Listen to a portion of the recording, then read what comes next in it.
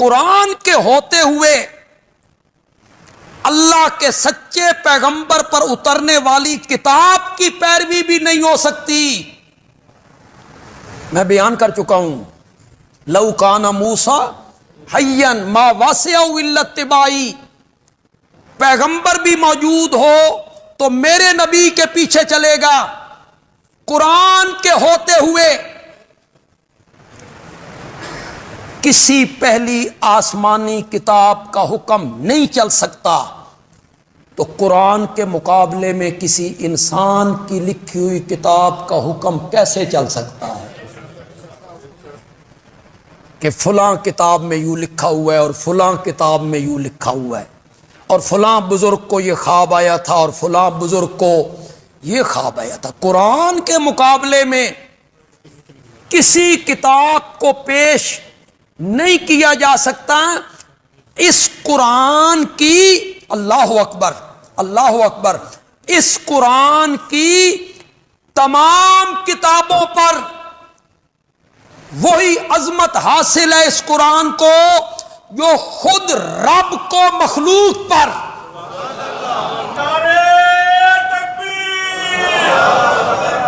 میں نے بیان کر دیا، آپ نے سن لیا، اس کی گہرائی میں تو اترو۔ میں مخلوق ہوں، یہ زمین مخلوق ہے، آسمان مخلوق ہے، اللہ کے مقابلے میں اللہ اکبر کیا حیثیت ہے جی؟ ذرا تناسب تو نکالو، کہاں خالق اور کہاں زمین، کہاں خالق اور کہاں جن، کہاں خالق اور کہاں انسان۔ اللہ کی کتاب کو تمام کتابوں پر، کسی کتاب کا میں نام نہیں لینا چاہتا، تمام کتابوں پر وہی فضیلت حاصل ہے جو خود رب کو مخلوق پر فضیلت حاصل۔ یہ بہت بڑی دولت ہے۔ ہوا خیر مما یجمعون، سورۃ یونس میں کہا ہوا خیر مما یجمعون، وہ جو کچھ جمع کرتے ہیں، کیا؟ کوٹھیاں، کاریں، زیور، بادشاہیاں، عزتیں، دکانیں، فیکٹریاں، مال، وہ جو کچھ جمع کرتے ہیں ہوا خیر، یہ ان سب سے کیا ہے؟ ان سب سے بہتر ہے یہ چیز۔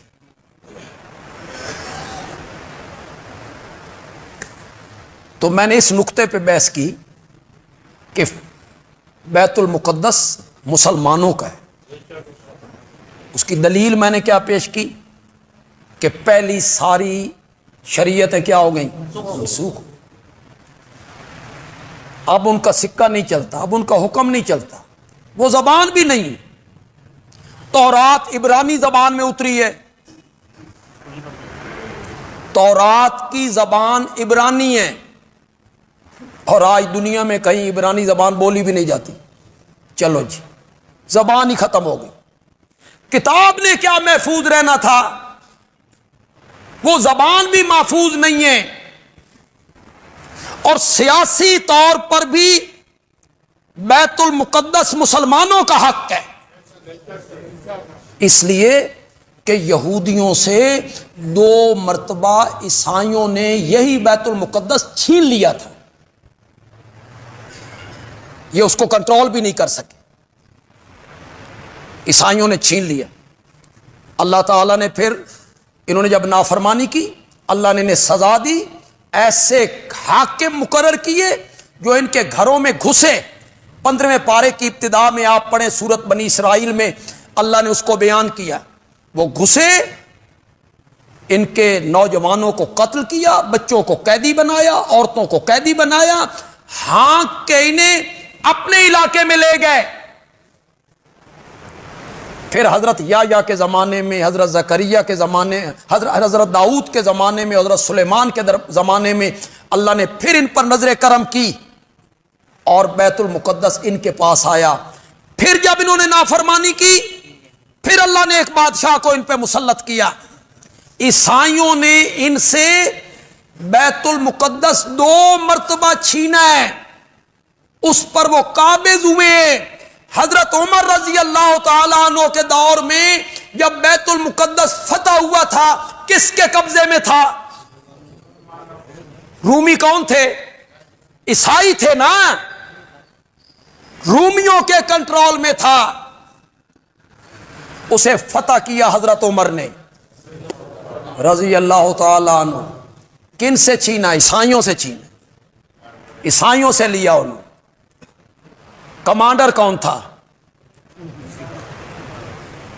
یہ بیت المقدس میں جو لشکر بھیجا گیا تھا، اس کا کمانڈر کون تھا؟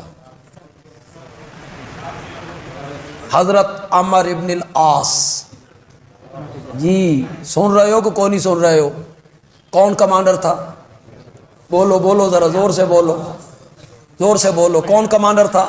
عمر ابن العاص۔ وہی عمر ابن العاص جس کے متعلق جیلمی نے کہا تھا میں اگر اس زمانے میں ہوتا تو عمر ابن العاص کے خلاف تلوار سونت کے آتا۔ جی میں تلوار سونت لیتا عمر ابن العاص کے مقابلے میں۔ کون ہے یہ؟ ان کی خدمات کو ظالم لوگو، تم کتنے ظالم ہو یار، تمہیں بات کرتے ہوئے حیا بھی نہیں آتی؟ کس شخصیت کے متعلق بات کر رہے ہو؟ مصر کا فاتح کون ہے؟ عمر ابن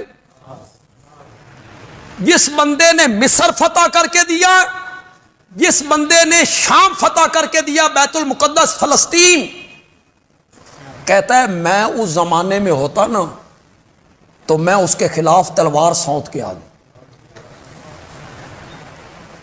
کیوں؟ اموی ہے۔ قصور اس کا کیا ہے کہ وہ کون ہے؟ بنو امیہ کا ہے، اور بنو امیہ حضرت معاویہ کا قبیلہ ہے، اور حضرت معاویہ کے قبیلے کو پھر اچھی آنکھ سے دیکھنا یہ ان کی قسمت میں نہیں، کیونکہ تعلق بنو امیہ سے ہے اس لیے اس کی خوبیاں وہ ساری ایک طرف ہو گئیں۔ مکے کے دانا ترین لوگوں میں سے ایک نام ہے عمر ابن العاص کا، جو دانا لوگ سمجھے جاتے تھے، بات کرنے کے دھنی، سمجھدار۔ انہوں نے جب اسلام قبول کیا تھا کتنی خوبصورت بات کی تھی اسلام قبول کرتے ہوئے۔ پہلے کہا یا رسول اللہ اپنا ہاتھ بڑھائیے، میں آپ کے ہاتھ پہ بیعت کرنا چاہتا ہوں۔ ابسط یمینک۔ جس دن عمر بن العاص مدینے آئے نا اسلام قبول کرنے کے لیے، اسی دن حضرت خالد ابن ولید بھی ہے۔ میرے نبی نے فرمایا آج مکے نے اپنے جگر گوشوں کو تمہاری جھولیوں میں ڈال دی۔ دونوں عظیم آدمی ہیں، خالد بن ولید بھی اور عمر ابن العاص۔ یہ دونوں پسند نہیں ہیں ان کو۔ خالد ابن ولید کو جو یہ گالیاں بکتے ہیں، آپ کبھی سنے تو صحیح، یہ دونوں پسند نہیں۔ ان کے پورے جسم پر 4 انگلیوں کے برابر کوئی جگہ ایسی نہیں تھی جہاں تلوار کا زخم نہ لگا۔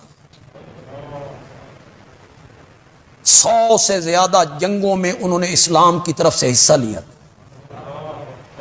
شاید ہم حضرت خالد کا تعارف ہی نہیں کروا سکے، دنیا کو نہیں بتایا جا سکا کہ وہ کتنا بہادر تھا، کتنا جنگجو تھا، اور وہ کتنا بڑا کمانڈر تھا۔ آپ تاریخ کی کتابیں چھوڑ دیں، حدیث کی کتاب اٹھائیں، بخاری اٹھائیں۔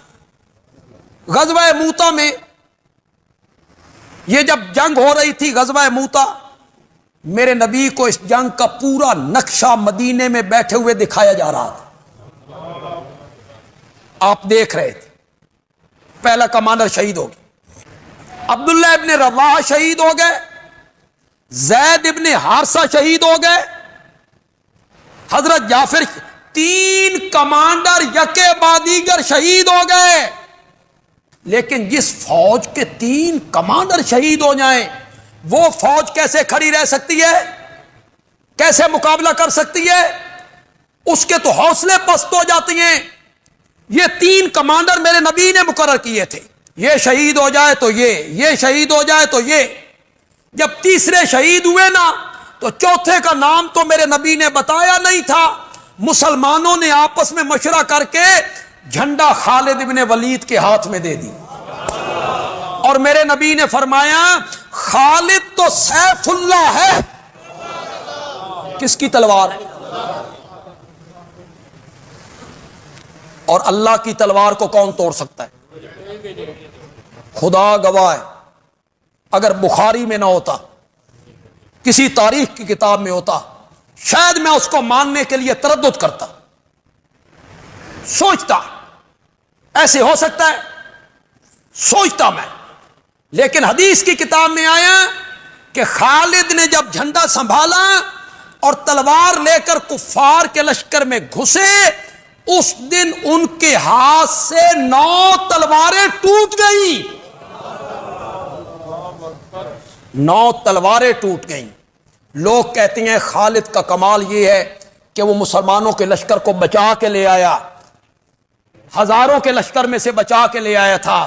بندی علوی کہتا ہے نہیں، خالد کا کمال یہ ہے کہ 3 کمانڈروں کی شہادت کے بعد خالد نے جھنڈا سنبھالا اور بہت کم تعداد کے ساتھ بہت بڑی تعداد کو شکست فاش دے کے واپس آیا تھا۔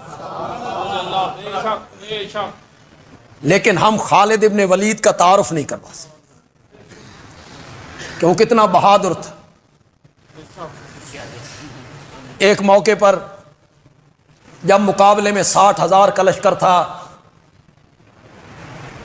اور ان کے پاس صرف 6,000 آدمی تھے، تو صبح جنگ ہونی ہے، رات خیمے میں فوجی بیٹھ کے باتیں کر رہے ہیں، ہے تو بڑا مشکل، 60,000 نے اسی 6,000 ہاں، اللہ خیر کرے گا، پتہ نہیں کی بندا۔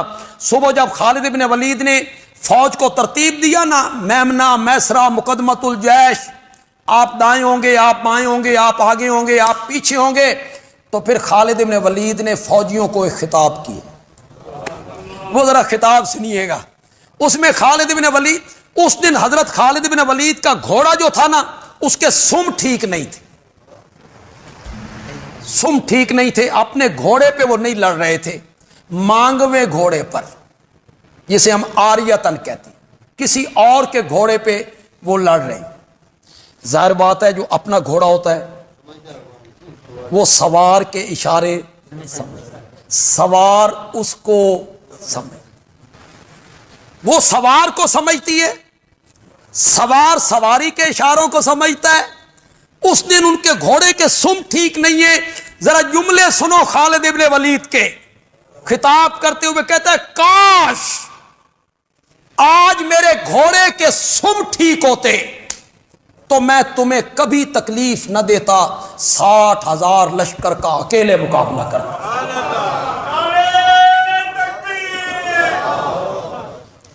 کبھی ہم ویسے بھی تھے، آج تو تمام ملک کی جو حکمران ہیں اور فوجیں ہیں وہ سب چپ سادھ کے بیٹھے، کسی کو کوئی پرواہ نہیں۔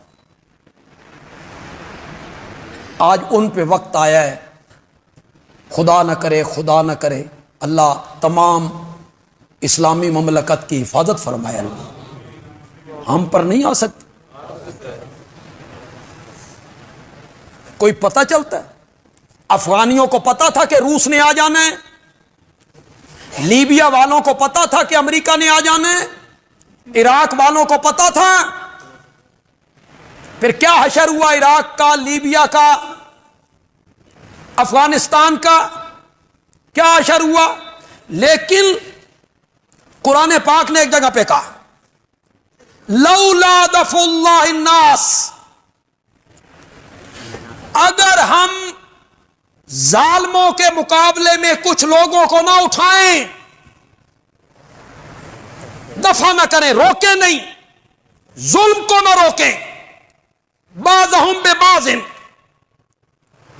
کچھ حصے کے ساتھ کچھ حصے کو، یعنی ظالموں کو روکیں، مظلوموں کو کھڑا کر کے، اگر ہم یہ نہ کریں تو پھر تو عبادت خانے تباہ ہو جائیں، امن تباہ ہو جائے، سکون تباہ ہو جائے، ظالم دندناتے پھریں جہاں جائیں، عزتیں لوٹتے پھریں، بچوں کو قتل کرتے پھریں۔ اللہ نے کہا ہم نے جہاد اس لیے فرض کیا کہ ظالموں کے مقابلے میں مظلوموں کو کھڑا کیا جائے، کہ ظالموں کو ظلم سے روکو، کھڑے ہو جاؤ، روکو۔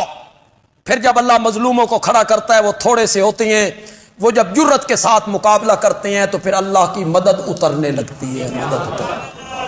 اگر افغانستان کے محاذ پر روسیوں کو نہ روکا جاتا تو کیا روس نے وہاں سے گزر کر پاکستان میں نہیں آنا تھا؟ ٹھکانہ تو یہ تھا، وہ تو راستہ تھا، آنا تو یہاں تھا۔ پھر کیا ہوا؟ کراچی کے ایک مدرسے میں 6 طالب علم سر جوڑ کے بیٹھے، یار یہ روس آ گیا ہے، دندنا رہا ہے، اس کو روکنا چاہیے کہ چلو پھر افغانستان چلیں۔ 12 بور دی ایک بندوق، مقابلہ کرنے چلے ہیں ایٹمی قوت کا، 12 بور کی ایک بندوق کے ساتھ۔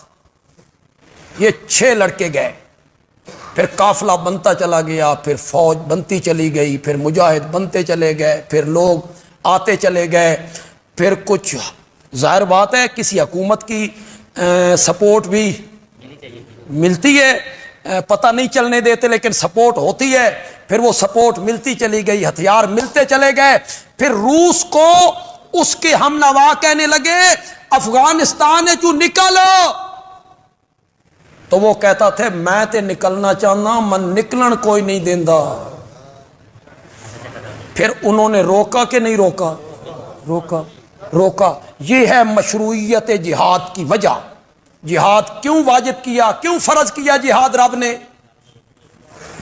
بولو آج ایک بات تو پکا لو یار، جہاد کیوں فرض کیا اللہ نے؟ ظالموں کو روکو۔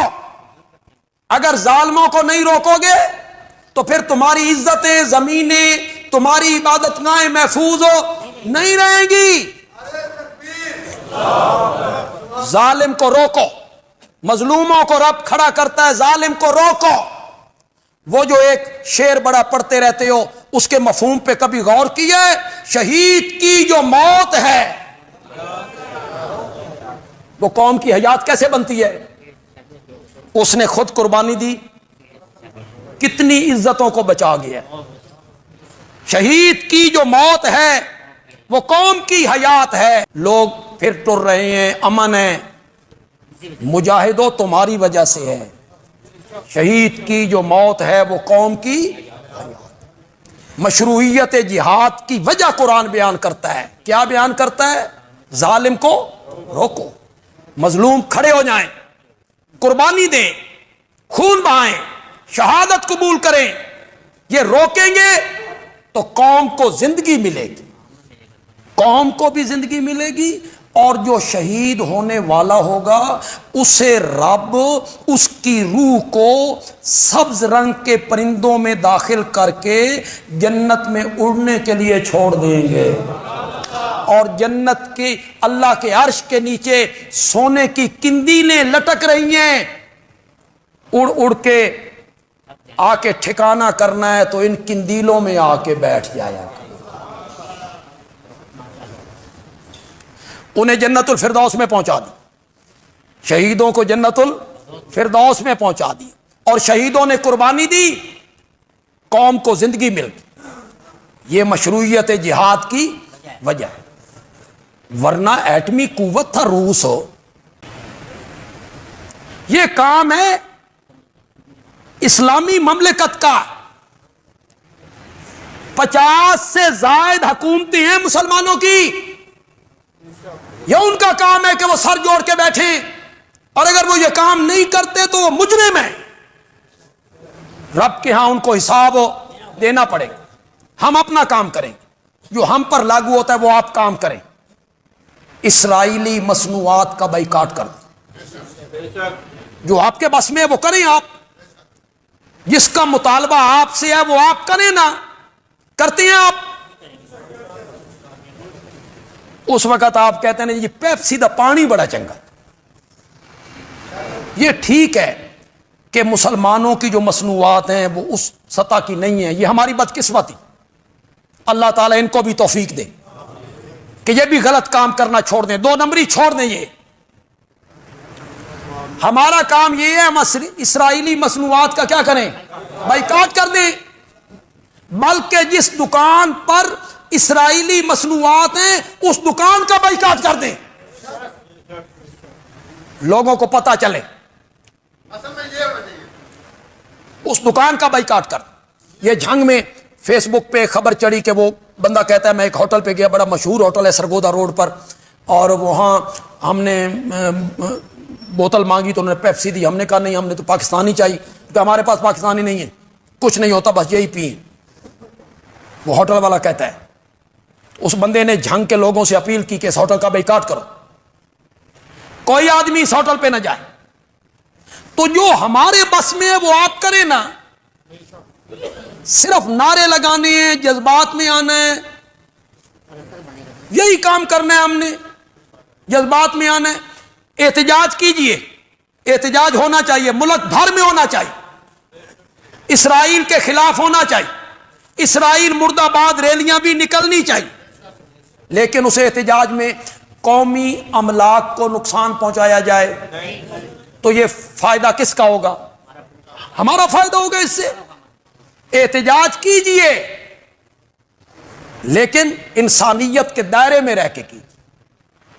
آپ کا اچھا پیغام جانا چاہیے دنیا بھر کے لوگوں تک کہ یہ ایک مہذب قوم, انہوں نے تہذیب کے دائرے میں رہ کر احتجاج کیے. احتجاج کیجئے, اسرائیل کے خلاف, امریکہ کے خلاف احتجاج کیجئے.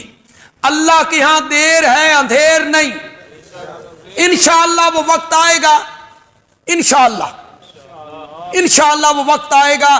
جس طرح اللہ نے روس کو ٹکڑوں میں بانٹ دیا نا, انشاءاللہ امریکہ بھی تباہ و برباد ضرور ہوگا انشاءاللہ. ظلم نہیں چل سکتا, کفر کا نظام چل سکتا ہے, ظلم کا نظام نہیں چل سکتا. تکبر میرے رب کو پسند نہیں کسی طرف سے. جنہوں نے تکبر کیا تھا انہیں رب نے ذلیل کر دی. حضرت عمر ابن العاص تھے کمانڈر, جو بیت المقدس کی طرف لشکر روانہ ہوا. مزے کی بات یہ ہے کہ جنگ سے پہلے وہاں کے گورنر نے, جو رومی سلطنت کی طرف سے مقرر تھا, اس نے پادریوں سے مشورہ کیا اور وہ کہنے لگے جنگ کی کوئی ضرورت نہیں ہے, آپ اپنے امیر المومنین کو بلائیں, ہماری کتاب میں کچھ نشانیاں موجود ہیں, ہم اپنی آنکھوں سے دیکھنا چاہتے ہیں. وہ نشانیاں اگر آپ کے امیر المومنین میں موجود ہیں تو ہم چابیاں بغیر جنگ کے تمہارے حوالے کر دیں گے. حضرت عمر بن العاص نے امیر المومنین کو خط لکھا, تشریف لائی, یہ چابیاں آپ کے حوالے کرنا چاہتے ہیں. امیر المومنین روانہ ہوئے. 100 ہاتھی ان کے آگے آگے تھے, 50 گھوڑے دائیں بائیں تھے, فوجی ساتھ تھے, کوئی پروٹوکول نہیں, صرف اپنے غلام اسلم کو ساتھ لی.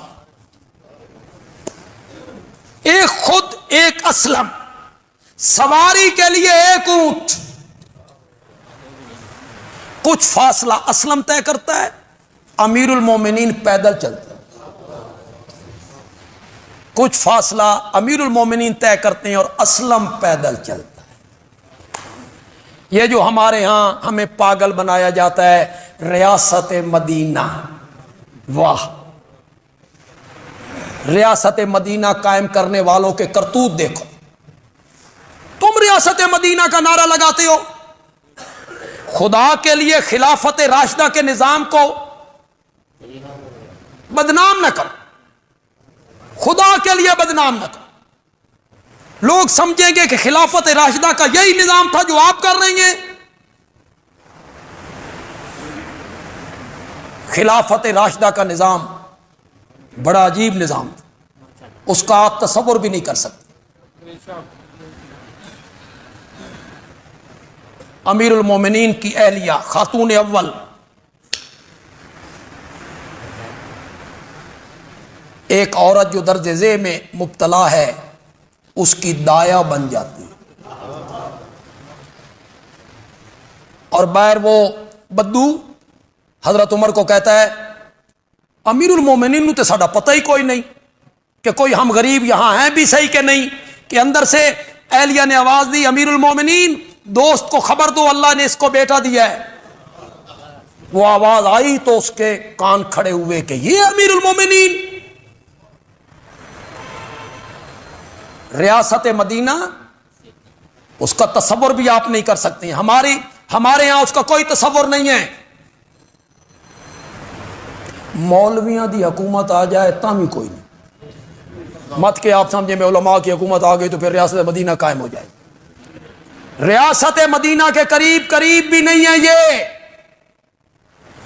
وہ بڑا عجیب نظام تھا، اللہ سے بعید کوئی نہیں، اللہ تعالی ہماری قسمت میں کر دے اس سے بعید کوئی نہیں۔ لیکن جو حالات ہم دیکھتے ہیں، جن کے پاس حکومت ہے جن کے پاس حکومت نہیں، ان کے جو پروٹوکول ہیں اور جو اخراجات ہیں، مدینے کی ریاست کا تصور بھی نہیں ہے۔ حضرت صدیق اکبر رضی اللہ تعالیٰ عنہ کی اہلیہ نے روز کے خرچے سے تھوڑے تھوڑے پیسے بچا کے میٹھی چیز پکائی، امیر المومنین کے سامنے آئی، پوچھا یہ میٹھا کیسے آ گیا؟ کہ میں روز کے خرچے سے بچاتی رہتی تھی، اتنے پیسے بچاتی رہتی تھی، بیت المال کے خازن کو لکھا میری تنخواہ میں سے اتنے پیسے کم کر دیے جائیں۔ بولو کوئی ہے تصور؟ ہے تصور اس کا؟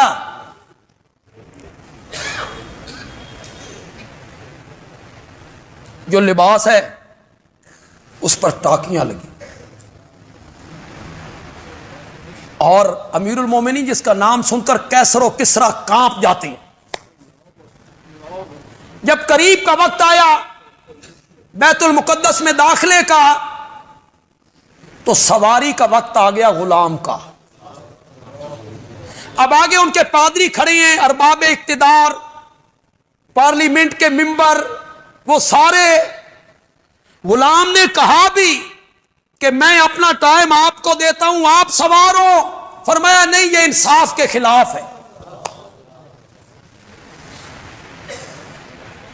کچھ صحابہ جو آگے آئے انہوں نے کوئی لباس اچھا سا پیش کیا، حضرت عمر نے کہا ہمیں جو عزت اور عظمت ملی ہے وہ اسلام کی وجہ سے، لباس کی وجہ سے، کھانے پینے کی وجہ سے، جو عزت ملی ہے اسلام کی وجہ سے۔ گورنر نے پوچھا یہ جو سوار ہے یہ امیر المومنین ہے؟ کہ نہیں، یہ تو غلام ہے ان کا۔ امیر المومنین کہاں ہے؟ کہ اس نے باغ پکڑی ہوئی۔ انہوں نے کہا پہلی نشانی پوری ہوگی، ہماری کتابوں میں لکھا ہو کہ جو بیت المقدس کا فاتح ہوگا وہ جب داخل ہوگا تو سواری پہ غلام ہوگا، خود اس کی باغ پکڑی۔ پھر انہوں نے ان کے جسم پہ پیوند گنے تو وہ 16 پیوند۔ ایک پادری نے کہا ٹھہرو، چابیاں ابھی حوالے نہ کرو، دیکھ بھال کر لو، پیوند 16 ہیں اور ہماری کتابوں میں 17 لکھے۔ حضرت عمر نے ہاتھ اٹھایا اور فرمایا جو 17واں پیوند ہے وہ بغل میں لگا۔ تو چابیاں انہوں نے حضرت عمر کے حوالے کر۔ مذہبی طور پر بھی بیت المقدس پہ حق مسلمانوں کا ہے۔ اس کی دلیل میں نے کیا دی کہ اسلام نے پہلے تمام مذاہب کو کیا کر دیا؟ منسوخ کر دیا۔ سیاسی لحاظ سے بھی حق ہمارا ہے کہ تم سے 2 مرتبہ بیت المقدس عیسائی چھین کے لے گئے تھے، حضرت عمر رضی اللہ تعالیٰ عنہ نے اسے فتح کیا، آپ جتنے لوگ ہیں، میں ہوں، آپ ہیں، ہم ایک کام تو یہ کریں گے، اسرائیل کی جو مصنوعات ہیں اس کا ہم سب بائیکاٹ کریں گے۔ زور سے بولو ذرا، ہاتھ کھڑے کر کے ذرا اقرار کرو، اور جس دکان پہ اسرائیلی مصنوعات دیکھیں گے اس دکان سے باہر نکل جائیں گے اور ان کو کہہ کے آئیں گے کہ آپ کے دکان میں اسرائیلی مصنوعات ہیں، ہم یہاں سے سودا نہیں لیں۔ دوسری چیز جو ہمارے بس میں ہے وہ دعا ہے۔ کبھی کبھی دعا بھی تلوار سے زیادہ مؤثر ہو جاتی ہے۔ اللہم انصر اخواننا اخوان المسلمین فی فلسطین، اللہم انصر اخوان المظلومین فی فلسطین، فلسطین میں جو ہمارے مظلوم بھائی ہیں، یا اللہ تو غیب سے ان کی مدد فرما، تو اس سے کوئی بعید نہیں، تو پرندوں کے قدموں میں، پاؤں میں چھوٹے چھوٹے کنکر کو ایٹم بم بنا دیتا ہے، تو کبھی کبوتریوں کے جالوں سے، کبوتریوں کے انڈوں سے اور مکڑی کے جالوں سے بھی کام لے لیا کرتا ہے، اور کبھی بدر میں تو فرشتے اتار دیتا ہے۔